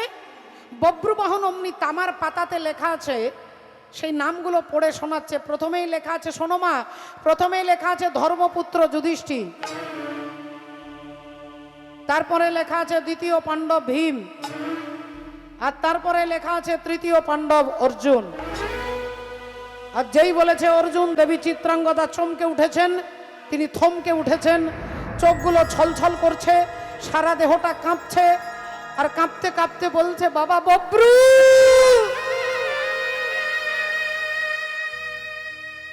ওই ঘোড়াটা তুই ছেড়ে দে বাবা, এই ঘোড়া তুই ছেড়ে দে, তুই ছেড়ে দে বাবা, তুই ছেড়ে দে। ছেলে বলল, মা এই 10 মিনিট আগে তুমি বললে আমি নাকি তোমার বীর পুত্র, আর এখন বলছো ঘোড়াটাকে ছেড়ে দিতে। না তোর বাবা চলে গেছে, তুইও যদি চলে যাস আমি কাকে নিয়ে থাকবো? বাবা ছেড়ে দে, বাবা ছেড়ে দে, এই ঘোড়া তুই ছেড়ে দে বাবা, ছেড়ে দে।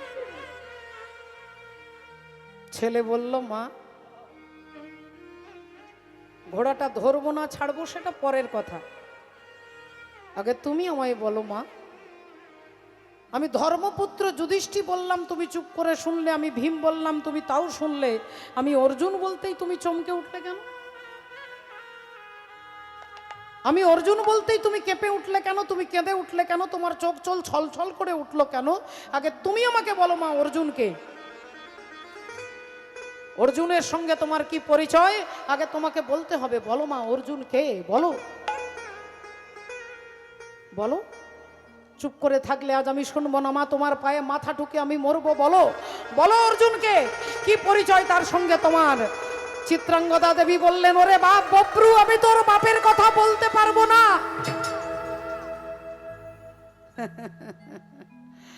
আমি বললাম অর্জুন কে? তুমি বলছো তোর বাপের কথা বলতে পারবো না, তাহলে ঠাকুর ঘরে কে? না আমি তো কলা খাইনি। আমি বললাম অর্জুন কে? তুমি বলছো বাপের কথা বলতে পারবো না, তাহলে অর্জুন কি আমার বাবা? অর্জুন কি আমার বাবা? বলো মা। হরি বল, হরে কৃষ্ণ।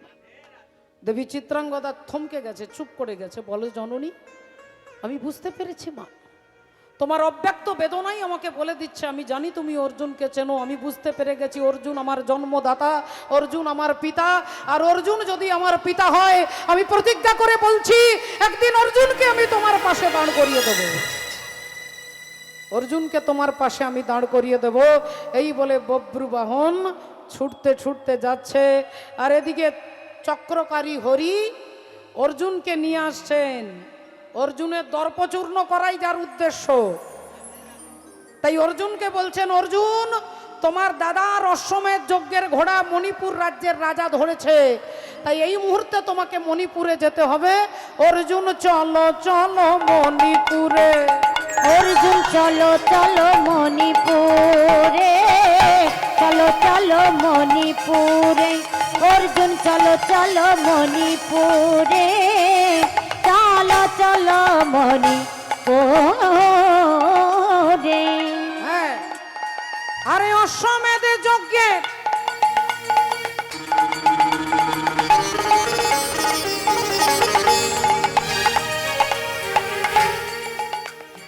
ওগো ঘোড়া যে ধরেছে,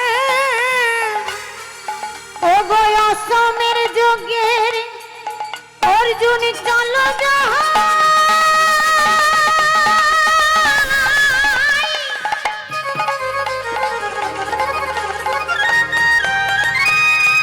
সেই না মণিপুরে চলো যাই, সেই না মণিপুরে চলো যাই,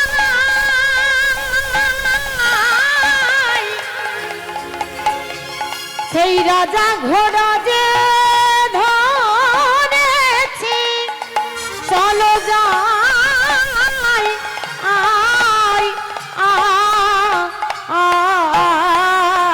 আই, আহাই অসমের যুগের ঘোড়া যে ধরেছে,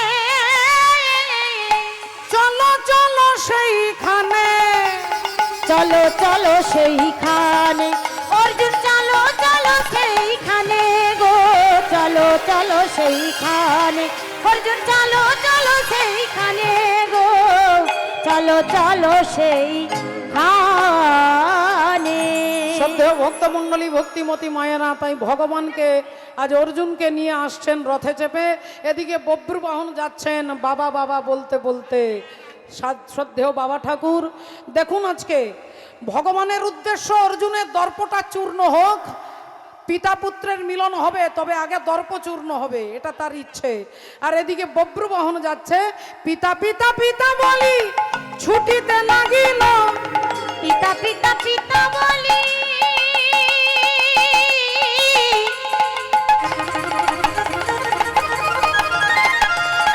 ছুটে যাই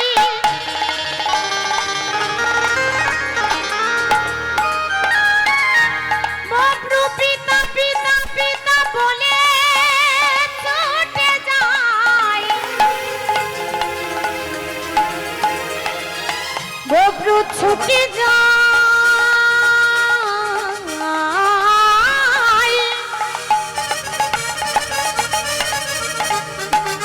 ছুটে যাই পিতা পিতা পিতা বলি ছুটিতে লাগিল পিতা পিতা পিতা বলি ছুটিতে লাগিল আরে অর্জুনের সম্মুখেতে আসিয়া দাঁড়ালো অভয় অর্জুনের সম্মুখেতে আসিয়া দাঁড়ালো অর্জুনের সম্মুখেতে আসিয়া দাঁড়ালো অর্জুনের সামনে এসে বব্রবাহন দাঁড়িয়ে বলছে, বাবা বাবা গো, এই দেখো বাবা, আমি তোমার ছেলে, আমি তোমার পুত্র এসেছি বাবা, একবার আমাকে বুকে জড়িয়ে ধরো বাবা। আমি স্বর্গ চাই না, আমি ঐশ্বর্য চাই না, আমি কিচ্ছু চাই না, আমি শুধু পিতৃ স্নেহ চাই। একবার আমার বুকে বুকে জড়িয়ে ধরে আমাকে পুত্র বলে ডাকো বাবা, আমি আর কিচ্ছু চাই না, কিচ্ছু চাই না। অর্জুন ভাবলেন কি সুন্দর ছেলেটা দেখতে গো, আহা আমাকে বাবা বলে ডাকছে, আমাকে তো বাবা বলবার মতো কেউ নেই, এই ছেলেটা আমাকে বাবা বলছে, কি ভালো লাগছে, আমার আমার হৃদয়টা জুড়িয়ে যাচ্ছে। আহা একবার ছেলেটাকে বুকে জড়িয়ে ধরি, আর যেই আলিঙ্গন করতে যাচ্ছে অমনি ভগবান পেছন থেকে বলছে, অর্জুন ওই ছেলেটাকে তুমি জানো, ওকে তুমি চেনো না, তাহলে তুমি তাকে আলিঙ্গন করতে যাচ্ছ কেন? এই ছেলে, এই এই এই যা যা যা, আমাকে তুই বাবা বলবি না, যা। বাবা? আমি বাবাকে বাবা বলবো না তো কি বলবো বাবা? তুমি আমাকে শিখিয়ে দাও, তুমি আমার পিতা, তুমি আমার জন্মদাতা, আমার মা বলেছে তুমি আমার পিতা, একবার আমাকে ঝুঁকে বুকে জড়িয়ে ধরো বাবা, আমি কিচ্ছু চাই না।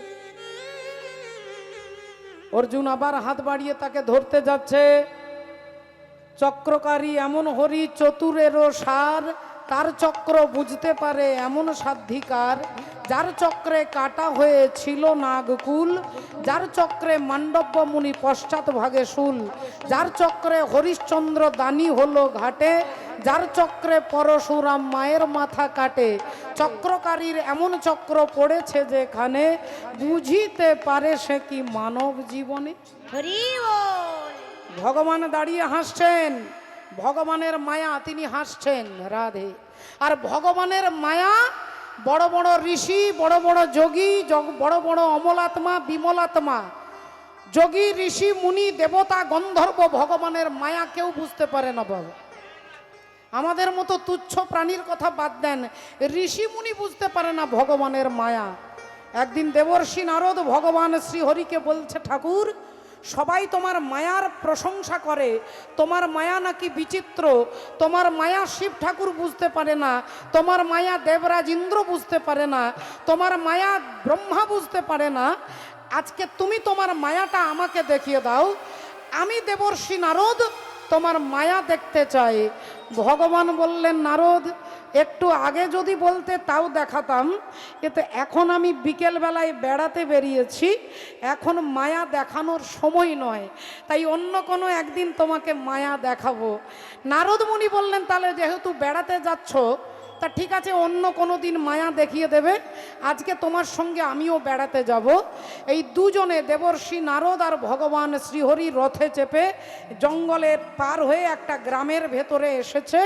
অপূর্ব সুন্দর গ্রাম, চারিদিকে ফুলের গাছ, ফলের গাছ, সুন্দর সুন্দর কুটির, রাস্তাঘাট সুন্দর দেখে ভগবান রথ থেকে নেমে একটা গাছের তলায় বসে বলছে, নারদ একটু জল নিয়ে এসো তো বাবা, খুব পিপাসা পেয়েছে। নারদ মুনি বললেন, দাঁড়ান এক্ষুনি জল এনে দিচ্ছি। কমণ্ডল নিয়ে নারদ মুনি প্রবেশ করলেন গ্রামের ভেতরে। আর গ্রামের ভেতরে প্রবেশ করে দেখলেন বিরাট বড় একটা কুয়ো, আর কুয়োতে অনেক যুবতী কন্যা জল ভরছে। নারদ মুনি গিয়ে একজন যুবতী কন্যাকে বললেন, এই যে একটু জল দেন তো। আর যেই যুবতী কন্যা নারদ মুনির দিকে তাকিয়েছে, অমনি দেবর্ষি নারদ মায়ায় অভিভূত, অপূর্ব সুন্দর দেখতে সুন্দরী কন্যাকে দেখেই বললেন, আমি তোমার বাবার সঙ্গে কথা বলতে চাই, আমি তোমার বাবার সঙ্গে কথা বলে তোমাকে বিবাহ করতে চাই। সেই যুবতী কন্যার বাবার কাছে এসে বলছেন, আমি নারদ আপনার মেয়েকে বিয়ে করতে চাই। বললেন, এটা আমার 14 পুরুষের কপাল ভালো যে আপনি আমার মেয়েকে বিয়ে করবেন। তাই বিয়ে দিয়ে দিলেন দুজনের মধ্যে। বিবাহের 3 বছর পরে একটা ছেলে হলো, তার 2 বছর পরে একটা মেয়ে হলো। দেবর্ষি নারদ হয়ে গেলেন রাজা। রাজা হয়ে রাজ সিংহাসনে বসে, কিন্তু রাজার নীতি তো তিনি কিছু জানেন না। অন্য এক দেশের রাজা এই রাজ্যটাকে আক্রমণ করেছে, যুদ্ধ হবে। আর যুদ্ধ হওয়ার আগেই নারদ মুনি তার স্ত্রীকে, পুত্রকে, কন্যাকে নিয়ে রাজ্য ছেড়ে দিয়ে রাতের অন্ধকারে ছুটছে। ছুটতে ছুটতে ছুটতে একটা গঙ্গা নদী পার হবে, মাঝির নৌকোতে চেপেছে। আর নৌকো চলতে চলতে চলতে মাঝ গঙ্গায় নৌকো এসে নৌকো টলমল টলমল করছে। নৌকো টলমল করতে করতে করতে নৌকো ডুবে গেছে। দেবর্ষি নারদ তার স্ত্রীকে ধরছে। ছেলে বলছে, বাবা আমাকে বাঁচাও। কখনো ছেলেকে ধরছে, মেয়ে বলছে, বাবা আমাকে বাঁচাও। কখনো মেয়েকে ধরছে, কখনো স্ত্রীকে ধরছে, কখনো ছেলেকে, কখনো মেয়েকে। এই করতে করতে করতে 3 জনেই জলের মধ্যে হরিবোল হয়ে গেছে। নারদ মুনি কোনো রকমে সাঁতার কেটে এপার থেকে ওপার, পা থেকে মাথা পর্যন্ত ভেজা, চোখের জল টপ টপ করে মাটিতে পড়ছে। আর কপাল চাপড়াতে চাপড়াতে, বুক চাপড়ে চাপড়ে বলছে, তুমি আমার ছেলেকে কেড়ে নিলে, তুমি আমার মেয়েকে কেড়ে নিলে, তুমি আমার সংসারটাকে কেড়ে নিলে ঠাকুর, তুমি আমাকে নিঃস্ব করে দিলে, তুমি আজ আমাকে রিক্ত করে দিলে। বুক চাপড়াচ্ছে আর কাঁদছে নারদ মুনি। এমন সময় ভগবান কাঁধে হাত দিয়ে বললেন, নারদ আমার জল কোথায়? 1 ঘন্টা হয়ে গেল, জল আনতে পারলে না? নারদ মুনি বললেন, 1 ঘন্টায় আমার বিয়ে হলো, আমার একটা ছেলে হলো, একটা মেয়ে হলো, সব 1 ঘন্টা। ভগবান বললেন, সব 1 ঘন্টার খেল। তুমি আমার কাছে মায়া দেখতে চেয়েছিলে, তোমাকে আমার মায়া দেখিয়ে দিলাম। আমার মায়ায় তোমার মতো নারদ মুনিকে কপাল চাপড়ে বলতে হচ্ছে, আমার ছেলে, আমার ঘর, আমার বাড়ি। মায়াবদ্ধ জীব যারা, তারা বলে আমার ঘর, আমার বাড়ি। তোমার মতো নারদ মুনিও আমার মায়ার কাছে সবাইকে হারতে হয়। মায়া মেতাং তারান্তিতে, যদি গোবিন্দ কৃপা না করে, ভগবানের মায়া জগতে কেউ অতিক্রম করতে পারবে না। বাবা রাধে রাধে রাধে। তাই বাবা ঠাকুর বব্রুবাহন বলছেন যে আপনি আমার বাবা, আমাকে একবার জড়িয়ে ধরুন। আর যেই অর্জুন ধরতে যাবে, ভগবান অমনি বলছেন, অর্জুন কি হচ্ছে? অর্জুন তুমি বারবার ভুল করছো, তুমি ভুলে গেছো ওই ছেলেটাই, এই ছেলেটাই তোমার দাদা যুধিষ্ঠির অশ্বমেধ যজ্ঞের ঘোড়া ধরেছে। এ তোমার শত্রু। আর শত্রুকে তুমি আলিঙ্গন করতে যাচ্ছ? এই ছেলে, হ্যাঁ যা যা, আমাকে খবরদার বাবা বলবি না। বব্রুবাহন বলছেন, একবার নয় 100 বার বলবো, আপনি আমার বাবা বাবা বাবা। অর্জুন বললেন, বুঝতে পেরে গেছি, তোর মা কোনো অসতী নারী, তোর মা কোনো অপবিত্রা নারী, তোর মা কুলোটা নারী। যেই এ কথা বলেছেন, বব্রুবাহন বলে উঠলেন, অর্জুন তুমি আমার মাকে অসতী বলেছ? তুমি আমার মাকে অপবিত্রা বলেছ?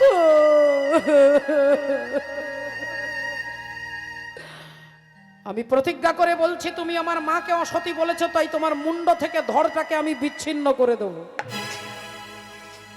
তোমার মুন্ড থেকে ধড়টাকে বিচ্ছিন্ন করে দেব। অর্জুন হাসতে হাসতে বলছে, কত হাতি গেল তল, আর মশা বলে কত জল। বড় বড় রাজা মহারাজাদের আমি হারিয়ে দিয়েছি, একটা 2 দিনের বাচ্চা ছেলে বলে কিনা আমার মুন্ডচ্ছেদন করবে। তাহলে দেখি তোমার কত ক্ষমতা। অর্জুন গান্ডীব ধরেছেন, আর বব্রুবাহনও তার তীর ধনুক ধরেছে। দুজনের মধ্যে লড়াই হচ্ছে। অর্জুন তীরটা ছুঁড়ে দিয়েছে,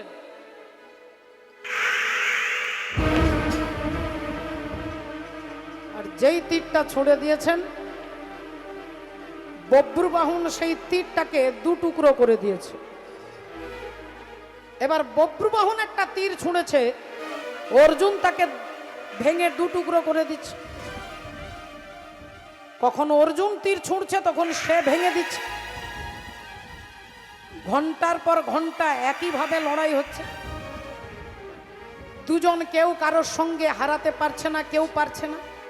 অর্জুন ভাবছে দুদিনের ছেলেটার সঙ্গে আমি পারছি না, আর বব্রুবাহন ভাবছে আমি একে মারতে পারছি না, আমি প্রতিজ্ঞা করেছি। এই দুজনেই চিন্তা করছে তাহলে কি করা যায়। এমন সময় এসে দাঁড়ালেন কে? গঙ্গে গঙ্গে মা গঙ্গে, গঙ্গে গঙ্গে মা গঙ্গে, গঙ্গে গঙ্গে মা গঙ্গে, গঙ্গে গঙ্গে মা গঙ্গে, গঙ্গে গঙ্গে মা গঙ্গে, গঙ্গে গঙ্গে মা গঙ্গে। হে মা সুরেশ্বরী গঙ্গে, মা হে মা সুরেশ্বরী গঙ্গে, মা হে মা সুরেশ্বরী গঙ্গে। হে গঙ্গে গঙ্গে মা গঙ্গে, গঙ্গে গঙ্গে মা গঙ্গে, গঙ্গে গঙ্গে মা গঙ্গে, গঙ্গে গঙ্গে মা গঙ্গে, গঙ্গে গঙ্গে মা গঙ্গে, গঙ্গে গঙ্গে মা গঙ্গে। পতিত পাবনী গঙ্গা দেবী বব্রুবাহনের কাঁধে হাত দিয়ে দাঁড়িয়ে বললেন, বাবা বব্রু, তুমি 100 বার চেষ্টা করলেও তোমার বাবাকে তুমি মারতে পারবে না যতক্ষণ আমি তোমাকে সাহায্য না করি। কারণ আমি অর্জুনকে অভিশাপ দিয়েছি তুমি তোমার পুত্রের হাতে মরবে, তাহলে আমি সাহায্য না করলে তুমি তাকে মারতে পারবে না। তাহলে বলুন মা, কি করলে আপনার কৃপা হবে? পতিত পাবনী গঙ্গা দেবী বললেন, আমি গঙ্গা বান হয়ে তোমার হাতে ধরা দেব, আর ওই বান দিয়ে তুমি অর্জুনের মস্তক মুন্ড আলাদা করবে। এই যেই বলেছে অমনি রাধে রাধে গঙ্গা দেবী বান হয়ে বব্রুবাহনের হাতে ধরা দিলেন। আর যেই বব্রুবাহন অর্জুনের মাথাটাকে লক্ষ্য করে তীরটা ছুঁড়ে দিয়েছে।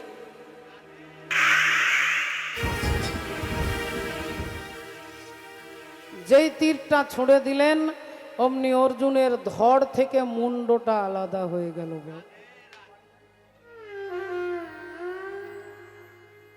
ধড় থেকে মুন্ডটা আলাদা, মুন্ড আর ধড় আলাদা হয়ে গেল।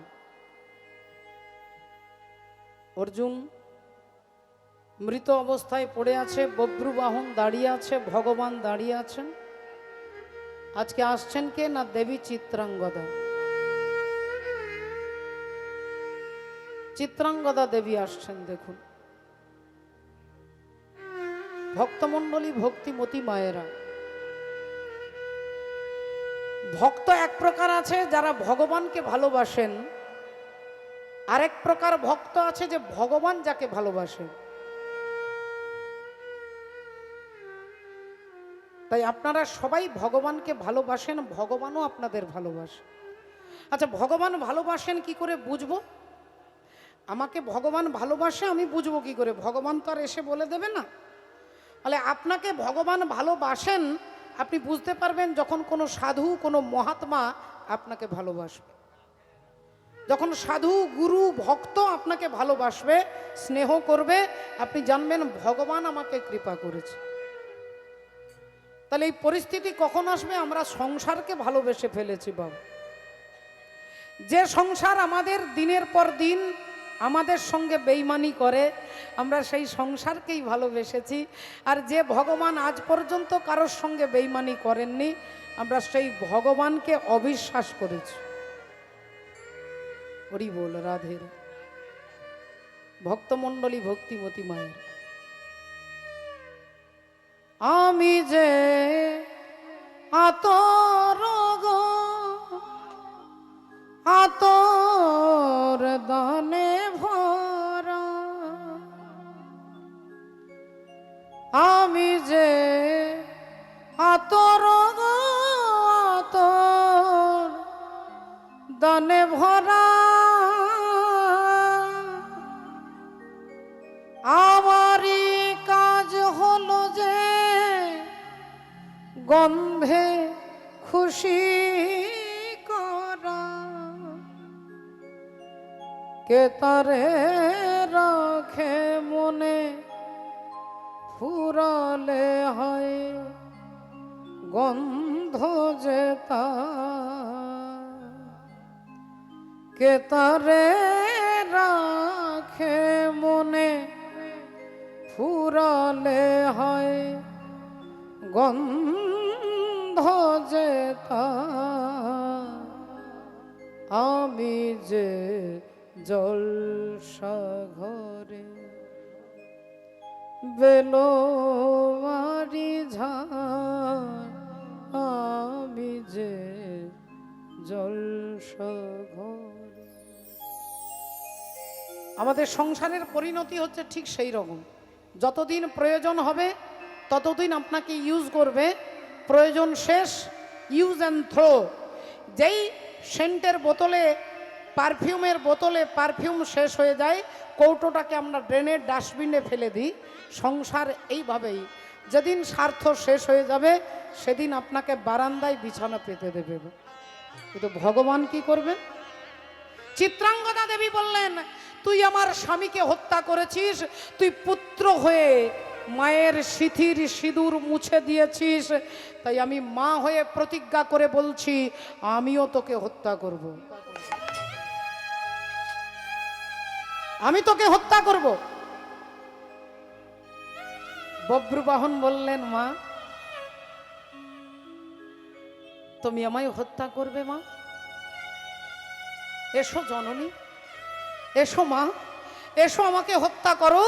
তুমি আমাকে হত্যা করলে ইতিহাস রচনা হবে, এ জগৎ দেখবে যে একজন সতী নারী তার স্বামীর মর্যাদার জন্য তার পুত্রকে হত্যা করেছে। তুমি আমাকে মারলে আমি অমর হয়ে যাব। মা এসো, এসো মা, এসো তুমি আমাকে হত্যা করো। আহা,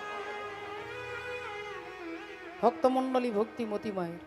দেবী চিত্রাঙ্গদা বললেন, তোর কোনো কথা আমি শুনবো না, তোকে আমি হত্যা করব।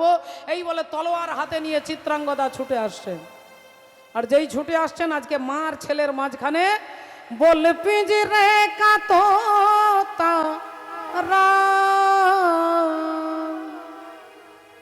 बोल पिंजरे का तोता राम रे हरे राम राधे श्याम सिया राम हरे राम राधे श्याम सिया राम बोल पिंजरे का तोता राम बोल पिंजरे का तोता राम रे हरे राम राधे श्याम सिया राम सीताराम सीताराम जय रघुनंदन सीताराम सीताराम सीताराम जय रघुनंदन सीताराम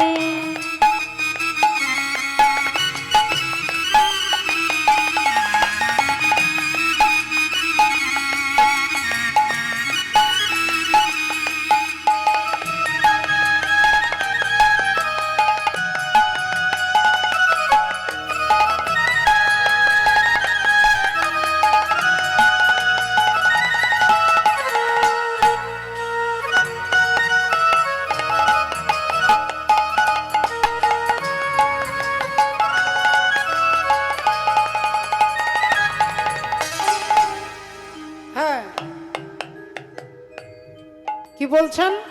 বল পিঞ্জরে কা তোতা, এই দেহটা হচ্ছে পিঞ্জরা, এর মধ্যে আত্মা হচ্ছে তোতা পাখি। বললেন কি করলেন না, আত্মা একমাত্র আনন্দিত হয় যদি ভগবানের নাম শোনে। তাই বলছেন আত্মা হ্যায় এক সচ্চা हीरा काया है एक थैली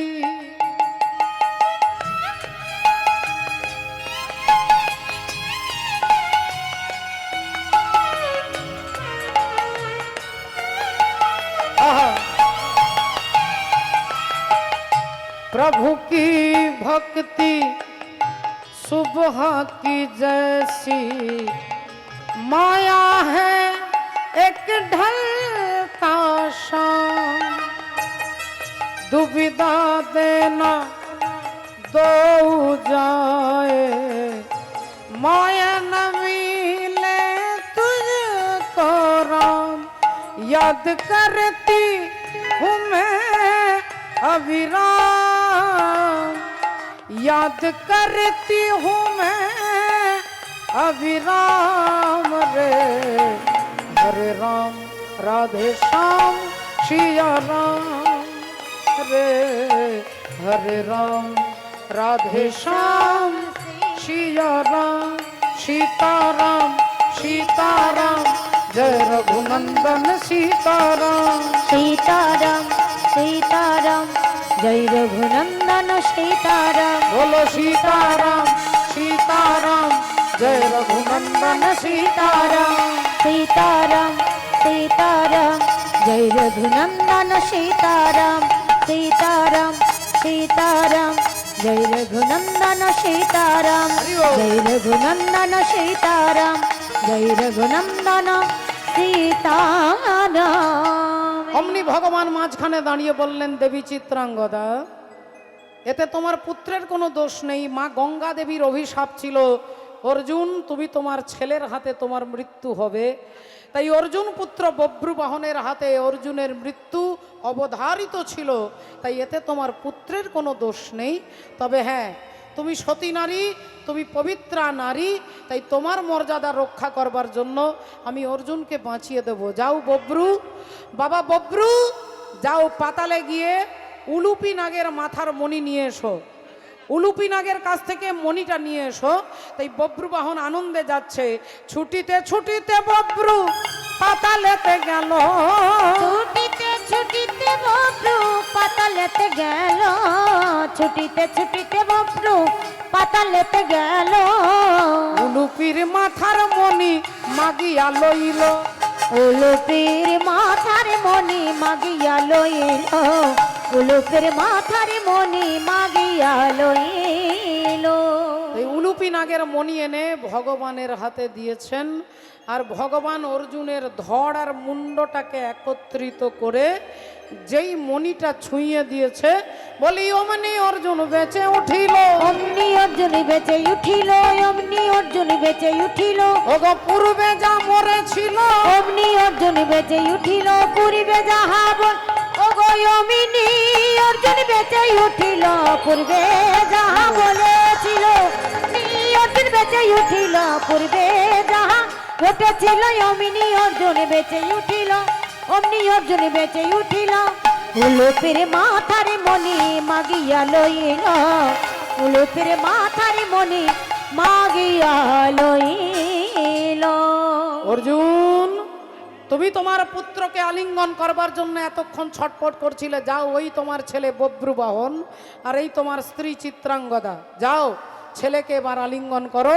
অমনি অর্জুন গোবিন্দের চরণ জড়িয়ে ধরেছেন বাবা। আর যেই চরণ জড়িয়ে ধরেছে, ভক্তমণ্ডলী ভক্তিমতী মায়েরা, রাধে রাধে, একবার সবাই মিলে বলবো হরে কৃষ্ণ হরে কৃষ্ণ, হরে কৃষ্ণ কৃষ্ণ কৃষ্ণ কৃষ্ণ হরে কৃষ্ণ, হরে হরে হরে, হরে রাম হরে রাম, হরে রাম হরে রাম, রাম রাম রাম রাম, হরে হরে হরে হরে। তাই ভক্ত আর ভগবানের মিলন হইল, ভক্ত আরে ভগবানের মিলন হইল। এবার প্রেমানন্দে বাহু তুলে হরি হরি একবার বলো। প্রেমানন্দে বাহু তুলে হরি হরি বলো। মিলে যায় দাও বলো হরি হরি, হরি নামের প্রভাবে ভব সিন্ধু যাবে তরি, নামের প্রভাবে ভব সিন্ধু যাবে তরি। জয় রাধে রাধা গোবিন্দ বলো, জয় রাধে রাধা গোবিন্দ, জয় রাধে জয় রাধে, জয় রাধে জয় রাধে, জয় রাধে জয় রাধে, জয় রাধে জয় রাধে। জয় রাধে হরি বল হরে।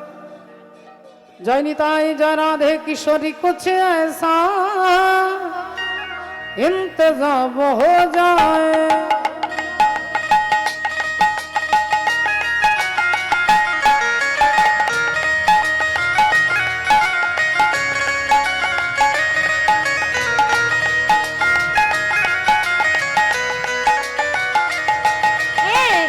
किशोरी कुछ कि छोरी कुछ ऐसा इंतजाम हो जाए जुबा पे राधा राधा राधा नाम हो जाए जुबा पे राधा राधा राधा नाम हो जाए किशोरी कुछ किशोरी कुछ किशोरी कुछ ऐसा इंतजाम हो जाए किशोरी कुछ ऐसा इंतजाम हो जाए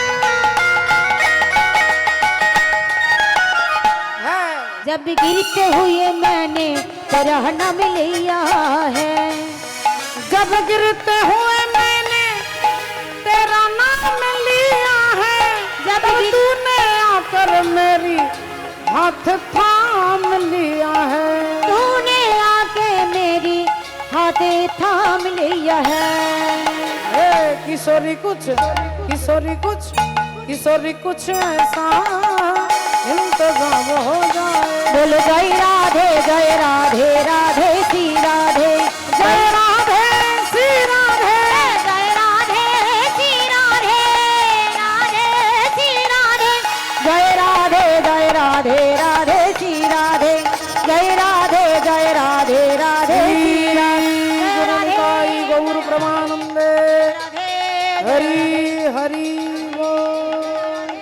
जय राधे जय राधे আপনাদের কাছে এই মুহূর্তে আমার শ্রদ্ধেয় মামা হন অঞ্জন উপাধ্যায় আমার মামা আপনাদের কাছে ভগবানের গুণানুকীর্তন আস্বাদন করাবেন অঞ্জন উপাধ্যায় মহাশয় মামা বাবু আপনাদের কাছে হরিকথা শোনাবেন আসুন জয় নিতাই আপনারা আস্বাদন করুন সকলে চরণে দণ্ডবোধ প্রণাম নিতাই গৌর সীতানাথ প্রেমানন্দে হরি